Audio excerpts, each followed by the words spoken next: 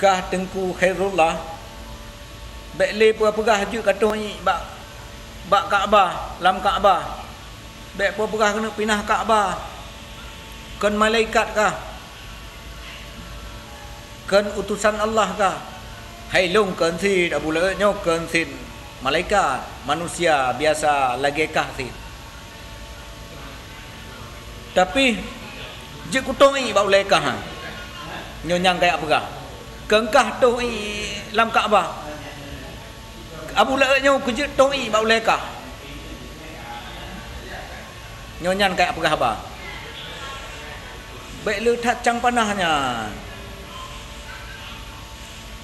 Dosanya, Kaabahnya tempat yang sucinya. Baik pegang kengken.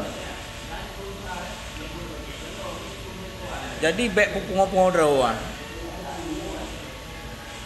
Yang tangkuluk jubah akahnya, bak tangkurak akahnya. Menyo bengeh kah? Tengku Khairullah. Kajak mak bulatnya kena tuh ni. Bak muka kena tuh ni. Kena tuh ni ke bak tangkuluk kahnya. Bak ulai kah? Baik pegah-pegah kah je kat tu lam Kaabah. Takap dah kau ni betul ni.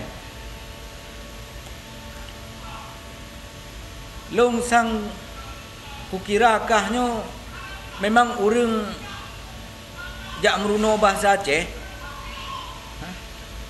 untuk pupung-pupung rawa. Ipike gap kah huruf Aceh. Supaya je beruk Aceh dengan tingkah laku kah. Kah le pandai-pandai keturunan nah. Kadang si keturunan Sapme pi. Lahir dari Perdetriang. Mungkin naik lahiran le orang sik kah.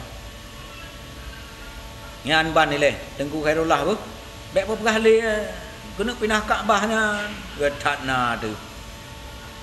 Macam mentang kah pegah ba. Hai dah dengar pi habakah. Baik pembro bangsa Aceh.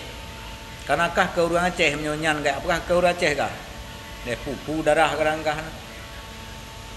Getam nyempu darah kah? Kadang darah-darah landak. Landak abu ya dah. Alah hai Tengku Khairullah buduk ke.